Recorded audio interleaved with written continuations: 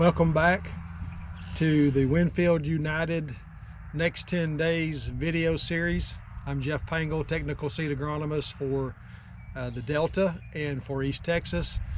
And today, the Next 10 Days question that we're getting is, why is my corn growing so slow?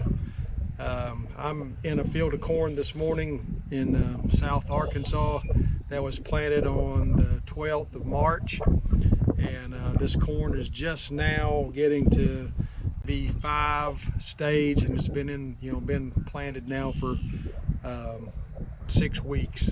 So we've had a very cold, abnormally wet spring, and so we've just got a lot of corn that's struggling. So you'll see some pictures embedded in the video as well. Corn is a DD50 crop, which basically means that it's going to accumulate growing degree units when the temperature is above 50. So when and how you calculate that is you take the daytime high, you add it to the nighttime low, divide that by 2 to get an average, and you subtract 50 from that. So whatever that number is the number of growing degree units that you got that day. So let's just say that we had an 80-degree high, a 60-degree low. That's going to accumulate about 20 growing degree units for that day. What if it was 60 for the high and 50 for the low? Maybe it was a little bit cooler day. A 60-degree day, a 50-degree night is going to accumulate 5 growing degree units. So you can see right quick that the growing degree units are going to accumulate differently depending on the temperatures, which that makes perfect sense. For corn, from planted corn to VE, emerged corn, just coming out of the ground corn, it takes 100 growing degree units.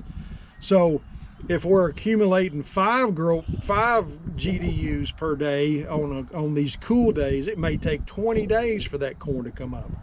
If it's warm, it may only, like the first scenario, the 80 and 60, it may only take 5 or 6, 7 days for the corn to come up. So and also in the presentation today, I'll include a slide that shows the different progressions of heat units at different stages of the crop. So what we've got to figure out today is also that this growing degree units are going to be different in Winsboro, Louisiana than they are in Des Arc, Arkansas. Although the temperatures may be similar as far as daytime highs and nighttime lows, we get the duration of the temperature has an effect on that as well. So what is the impact of slow growing corn? As you've seen this year, especially if you've been out in the cornfield, you got yellow corn, you got purple corn, you got stunted corn, and that's just because this corn is just not growing very rapidly, and the corn root system has to develop and has to grow to feed the plant, to get the nutrition back up in the plant that it needs. So if it's purple corn, it usually means we're phosphorus deficient in the plant, and that's not necessarily in the soil. So it could be yellow for sulfur.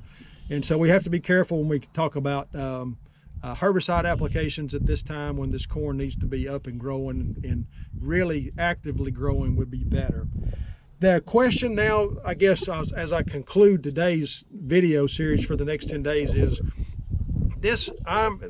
We're talking about late April now. This is the 3rd week of April. We finally have a temperature forecast that looks very favorable. Can I plant corn now? And the answer is absolutely yes. The corn planted in the Delta in late April this time, particularly North Delta, Mississippi, and Central Arkansas, and maybe the Boot Hill of Missouri, is going to come up and grow off faster than maybe some of this corn that was planted early on. So don't back away from planting corn in late April in this zone, because we can absolutely do it. So thank you for watching today. Thank you for listening. I'm Jeff Pangle, Technical Seed Agronomist for Winfield United with the Next 10 Days.